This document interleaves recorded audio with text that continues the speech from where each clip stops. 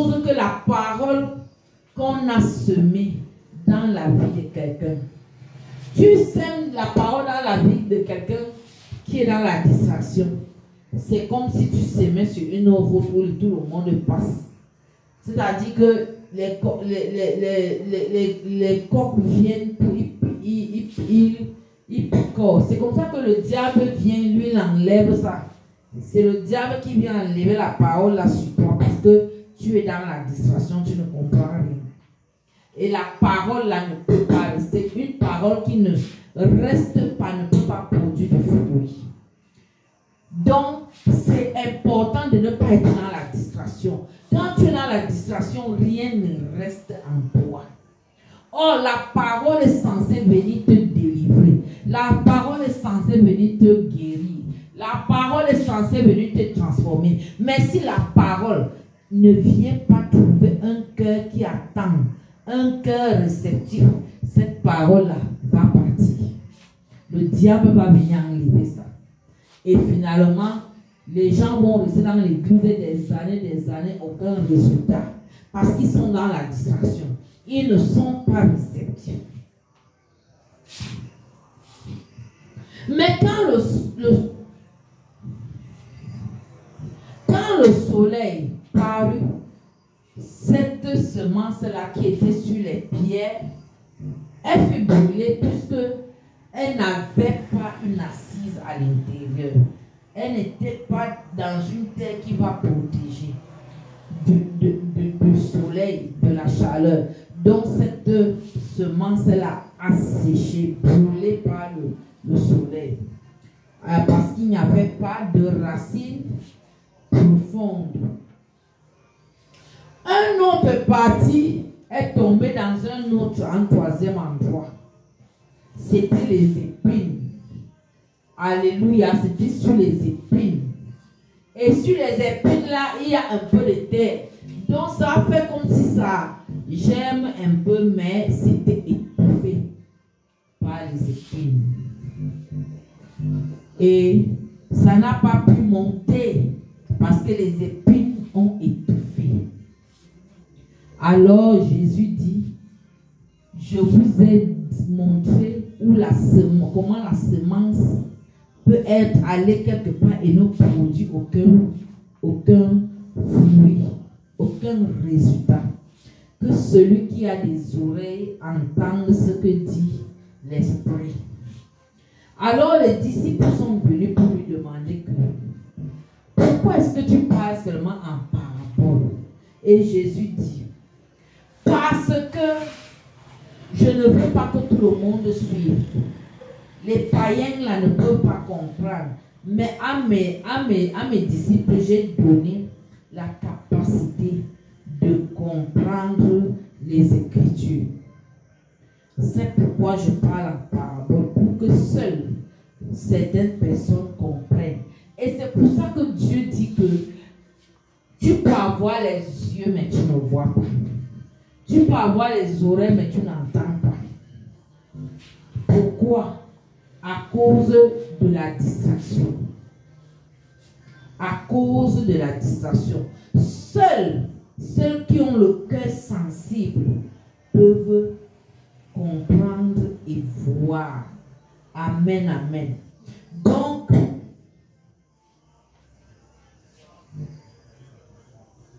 c'est pourquoi Jésus dit qu'il leur parle en parabole. C'est parce qu'en voyant, ils ne voient point, ni ne comprennent.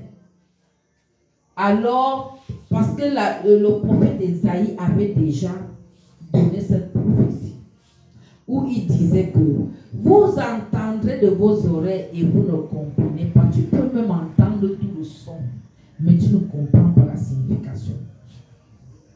Vous regarderez de vos yeux, mais vous ne verrez pas. Car le cœur de ce peuple est devenu insensible. C'est un cœur insensible. Ils n'ont pas soif de Dieu. Ils n'ont pas à cœur de chercher Dieu. Ils sont dans la distraction. Et Dieu fait qu'ils ne comprennent rien. Qu'ils restent dans le manque de son connaissance où ils périssent. C'est pourquoi leurs oreilles ont été endurcis. Et Dieu a fermé leurs yeux de peur qu'ils ne voient de leurs yeux. Il a fermé leurs oreilles de peur qu'ils n'entendent de leurs oreilles. Et qu'ils se convertissent. Parce que quand tu ne vois pas, tu n'entends pas, tu vas te convertir comment? Comment est-ce que tu vas te convertir? Comment est-ce que ton cœur va être touché? Pour que ton cœur soit touché, il faut que cette parole arrive dans ton cœur et produise du fruit et produise du résultat. Ça fait donc que c'est pour ça que les gens ne se convertissent pas.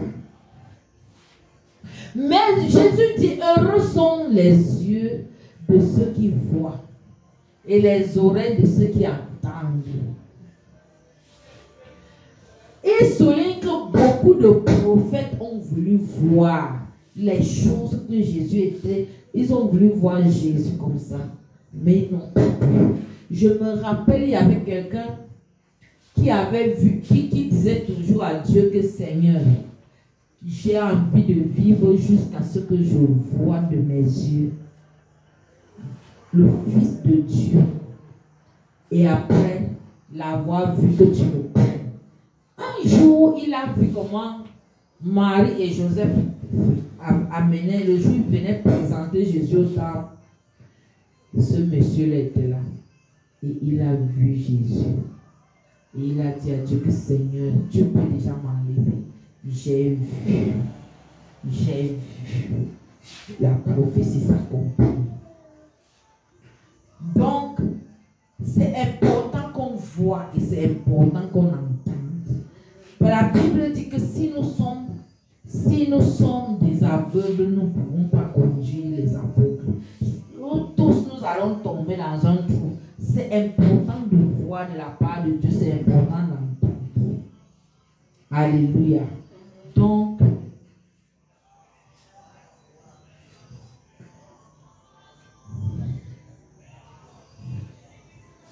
maintenant, il leur donne l'explication de la parabole du semeur. Lorsqu'un homme écoute la parole du royaume et ne la comprend pas, le malin vient enlever la semence qui a été semée dans son cœur. Et cet homme-là est celui qui a reçu la semence le long de la route. Il reçoit la semence le long de la route. Le cœur est dur. La route est dure. Ça ne peut pas prendre le grain. Le grain ne peut pas entrer dans la terre. Parce que la terre est dure malgré l'eau, malgré la pluie qu'il y a souvent.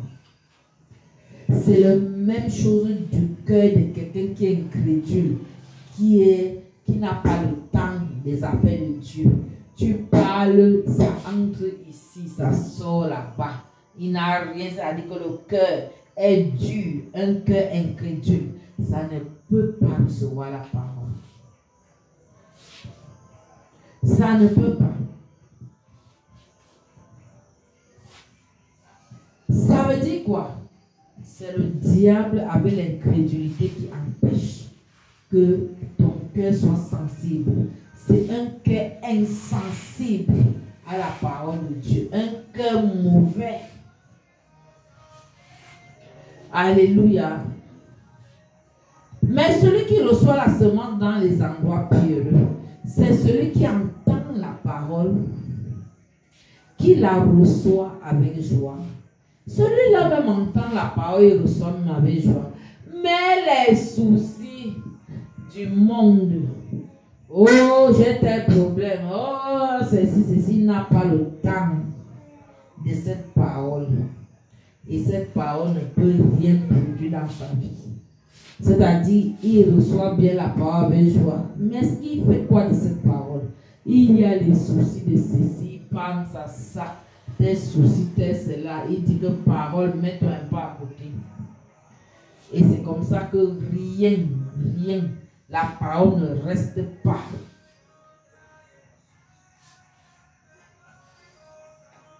Et la parole n'a pas les racines pour entrer en lui profondément. Donc il manque de persistance Et dès qu'une petite tribulation arrive, une petite persécution, quand on dit la persécution, quelque chose, c'est quoi? Ça peut être la maladie, ça peut être un problème d'argent, ça peut être un problème de ceci. Pour lui, là, il est déjà à terre. Lui n'est même plus avec vous. Non, non, non. Lui dit que la parole, là, pardon, je ne te reçois pas. Il est déjà KO. Alors que Dieu dit, qu'est-ce qui me séparera de l'amour de Dieu manifesté en Christ? Est-ce la pluie? Est-ce la tribulation? Est-ce que les persécutions? Rien ne doit me séparer de l'amour de Dieu manifesté en Jésus-Christ. Alléluia. Donc celui qui a reçu la semence parmi les époux, c'est celui qui entend la parole, mais en qui les soucis du siècle et la séduction des richesses étouffent cette parole et la rendent infructueuse. Donc, lui, il est là que on prêche la parole. Lui, il a d'autres problèmes, d'autres soucis. L'amour de l'argent, il doit d'abord chercher l'argent, il doit d'abord chercher le mariage, il doit d'abord faire ceci. Lui n'est pas là dans les affaires que non, je dois rester là pour bien comprendre la parole, que mon intelligence s'ouvre. Non, non, non, non, non. Lui, il est séduit par les choses. Du moins, il faut d'abord que je me coiffe. Il faut d'abord que non. Je dois partir faire 3 heures au salon de coiffure, me coiffe. Après ça, je dois faire le gourmage ici, je dois faire ceci, les ongles. Ça dit que tout le temps, c'est pour les futilités. Les soucis du siècle, la séduction, les richesses. Ça vient étouffer même la parole qu'il a reçue et ça rend tout ça infructueux. Rien ne bouge. Mais celui qui reçoit la semence dans une bonne terre, c'est la personne qui est concentrée. La personne qui est en intimité, en communion avec Dieu. C'est-à-dire qu'il sent comment la parole là est sa parole. Il dit que non, je me connecte à cette parole. Il sent que la parole là, non, c'est sa parole. Alors il reçoit la parole. Et pendant qu'il reçoit la parole entre en lui comme l'épée à double tranchant qui va aller fendre l'âme et l'esprit, qui va aller jusqu'à la moelle jointure afin d'accomplir les desseins de Dieu. Et voilà comment il est rempli de cette parole et il devient un arbre qui produit des fruits. Alléluia. Et c'est comme ça. Et le fruit là donne combien? Ça donne 30, ça donne 100, ça donne tant. Et c'est comme ça que les âmes, la personne, si c'est la parole qu'elle a sémée, les âmes vont venir à Christ. Même s'ils ne viennent pas dans l'église là, les âmes vont appeler Jésus partout. Ceux qui auront suivi vont appeler Jésus. Et c'est déjà un gain pour cette personne. Alléluia. Et voilà donc comment Dieu nous dit que nous devons s'aimer pour moissonner. Si nous n'avons pas semé, nous ne pouvons pas moissonner. Et quand tu vas s'aimer, choisis la terre où tu sèmes. Si tu vois que chaque fois, je viens sur la terre, si ça ne produit pas du résultat, je change les terres. Ou alors je change de semence. Peut-être que c'est la semence qui n'est pas bonne. Alléluia. Tiens-toi sur tes 2 pieds. Nous allons parler à Dieu. Voici comment Dieu t'a parlé de la semence. Est-ce que tu sèmes? Est-ce que tu sèmes? Quand Dieu parle de la semence ici, il parle de la semence qui est la parole de Dieu. Il parle de la semence qui est la parole de Dieu. Est-ce que tu sèmes la parole de Dieu? Est-ce que ça produit du fruit? Où sont les fruits de ta semence? Parce que Dieu va te demander des comptes. Ouvre ta bouche et commence à parler à ce grand Dieu. Alléluia, Seigneur, ce soir, pendant que nous sommes en train de parler, Seigneur, nous avons compris, oh Dieu, nous devons semer la parole. Seigneur, c'est pour ça que nous sommes venus sur la terre, pour accomplir la mission divine. Tu as dit aller de toutes les nations prêcher l'évangile. Ceux qui croiront seront sauvés, ceux qui ne croiront pas seront condamnés. Oh Seigneur, je prends l'engagement, mon Dieu, mon Père, d'aller s'aimer la parole, afin qu'il y ait beaucoup de fruits, afin que les âmes soient sauvées, parce que la Bible me dit qu'il y a de la joie au ciel pour une seule âme qui se répand. Alors, mon Dieu, je prends cet engagement solennel ce soir de prêcher l'évangile aux personnes que je vais rencontrer au nom puissant de Jésus. Mon Dieu, mon Père, manifeste ta puissance agir au nom puissant de Jésus. Nous avons prié, nous disons Amen, Amen, Amen. Bien-aimé, célèbre Jésus-Christ de Nazareth. Alléluia. Nous passons à la phase des offrandes. Amen.